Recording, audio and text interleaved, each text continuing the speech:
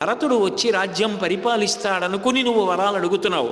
కానీ తండ్రిగా నిజం చెప్తున్నాను, భరతుడు నువ్వు అడిగినా నేను ఇచ్చిన రాజ్యం పరిపాలించడు. రాముడికి వెళ్ళవలసిన రాజ్యాన్ని నేను పరిపాలించనని చెబుతాడు. ఉభయభ్రష్టురాలివైపోతావు. రాముడిని అరణ్యవాసానికి పంపించగానే రాముణ్ణి చూడకుండా ఉండలేక కైక నేను మరణిస్తాను. కౌసల్య విధవరాలవుతుంది, సుమిత్ర విధవరాలవుతుంది, నువ్వు విధవవుతావు. భరతుడు వచ్చి నిన్ను తిరస్కరిస్తాడు. నిన్నెవడడగమన్నాడు ఆ వరం? నాకు వద్దీ రాజ్యం అంటాడు. రాముడి కోసం అడవులు పట్టి వెళ్ళిపోతాడు. ప్రజలందరూ క్షోభించిపోతారు. చిట్ట చివరికి నేను బతికిన 2 రోజుల్లో ఏమవుతుందో తెలుసా? కౌసల్య దగ్గరికి నేను వెడితే, ఏమయ్యా నీ కడుపు చల్లబడిందా?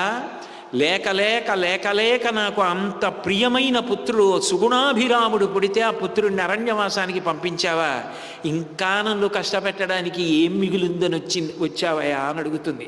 ఇక నీ ముఖం చూడలేక నేను కౌసల్య దగ్గరికి కూడా వెళ్ళలేను.